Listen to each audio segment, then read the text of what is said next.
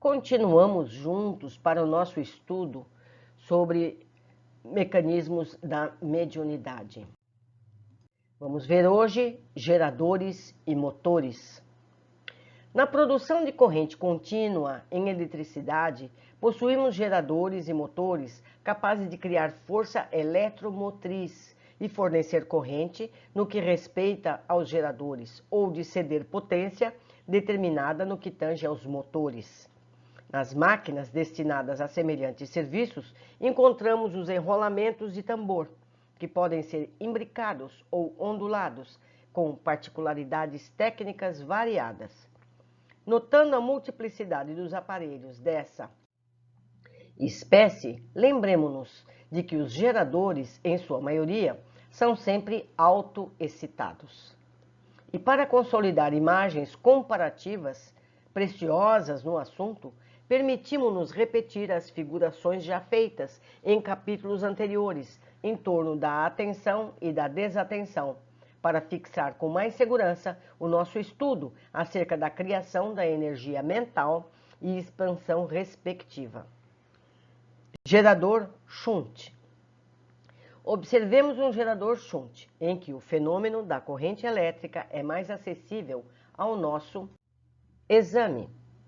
Imaginando-se-lhe o interruptor aberto, quando o induzido começa a girar, repararemos que aí se plasma pequena força eletromotriz em vista da formação de magnetismo residual.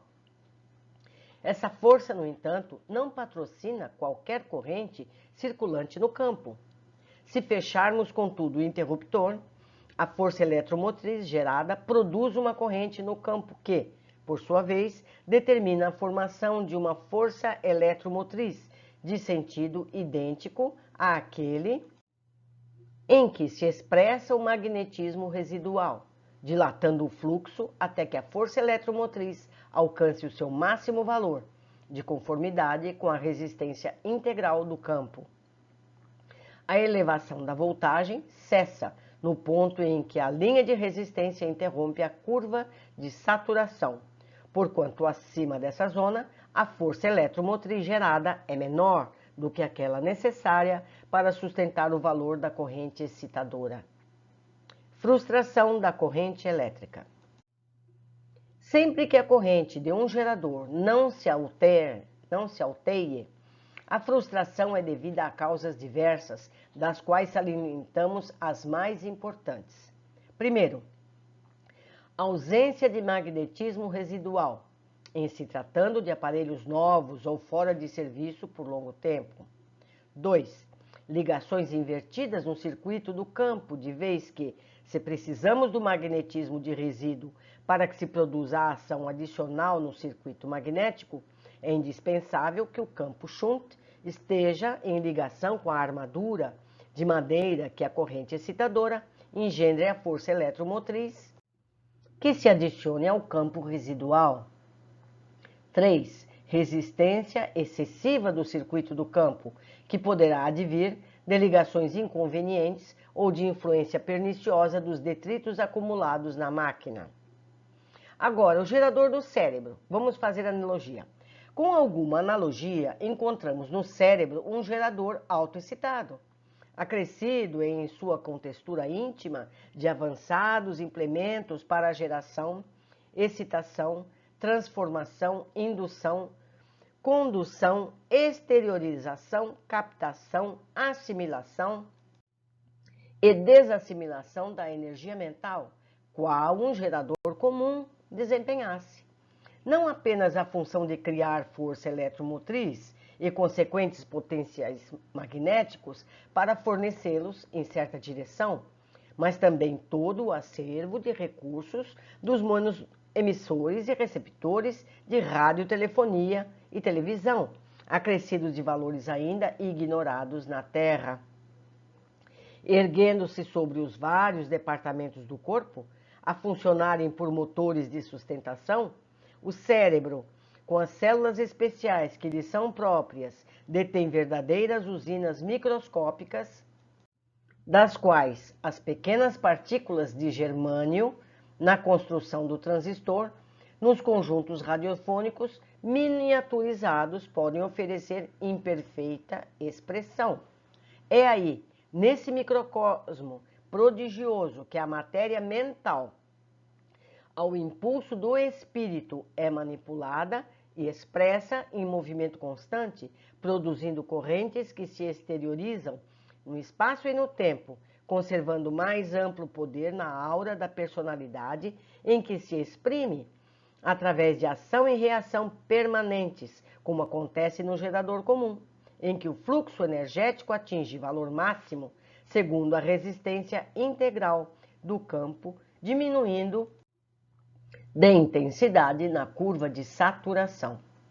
Nas reentrâncias de semelhante cabine, de cuja intimidade a criatura expede as ordens e decisões com que traça o próprio destino, temos no córtex os centros de visão, audição, tato, olfato, gosto, palavra falada e escrita, da memória, de múltiplos automatismos em conexão com os mecanismos da mente, configurando os poderes da memória profunda, do discernimento, da análise, da reflexão, do entendimento e dos multiformes valores morais de que o ser se enriquece no trabalho da própria sublimação. Nessas províncias fulcros da individualidade circulam as correntes mentais, constituídas à base dos átomos de matéria da mesma grandeza, qual ocorre na matéria física, em que as correntes elétricas resultam dos átomos físicos excitados, formando em sua passagem o consequente resíduo magnético, pelo que depreendemos, sem dificuldade, a existência do eletromagnetismo, tanto nos sistemas interatômicos da matéria física, como naqueles em que se evidencia a matéria mental. Corrente do pensamento. Sendo o pensamento força sutil e inexaurível do espírito, podemos categorizá-lo assim à conta de corrente viva e exteriorizante, com faculdades de autoexcitação e autoplasticização inimagináveis. A afeição do gerador Shunt, se a mente jaz desatenciosa, como que mantendo o cérebro em circuito aberto, formam-se no mundo intracraniano reduzida força mento-criativa, que não determina qualquer corrente circulante no campo individual. Mas se a mente está concentrada, fazendo convergir sobre si mesma as próprias oscilações, a força mento-criativa gerada produz uma corrente no campo da personalidade que, a seu turno, provoca a formação de energia mental de sentido análogo àquele em que se exprime o magnetismo de resíduo, dilatando o fluxo até que a força aludida atinja o seu valor máximo, de acordo com a resistência do campo a que nos referimos. Surpreendemos nessa fase o mesmo fenômeno de elevação da voltagem no gerador elétrico, porquanto no cosmo fisiopsicossomático a corrente mento-criativa se alteia até o ponto de saturação, do qual se alonga com menor expressão de potencial no rumo dos objetivos a que se afeiçoe conforme a linha do desejo. Negação da corrente mental. Sempre que a corrente mental ou mento-criativa se possa expandir, tal negação se filia a causas diversas, das quais, como acontece na máquina Shunt, assinalamos as mais expressivas. Primeiro, ausência de magnetismo residual, em se tratando de cérebros primitivos, isto é, de criaturas, nos primeiros estágios do pensamento contínuo, no reino nominal, ou de pessoas por largo tempo entregues a profunda e reiterada ociosidade espiritual. 2. Circuitos mentais invertidos em razão de monodeísmo vicioso, na maioria das vezes agravado por influências obsessivas. 3. Deficiência da aparelhagem orgânica por motivo de enfermidade ou perturbações temporárias oriundas do relaxamento da criatura no trato com o próprio corpo. Meus amigos, terminamos aqui mais um capítulo também extremamente técnico.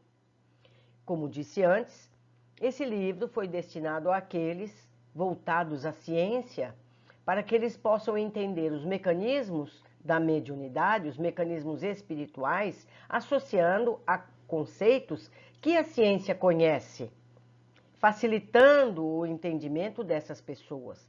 Para nós, espíritas, especialmente os médiuns, a função desse trabalho é mostrar que os potenciais mediúnicos, os potenciais mentais, são os mesmos da física, que comanda toda a Terra, todo o universo.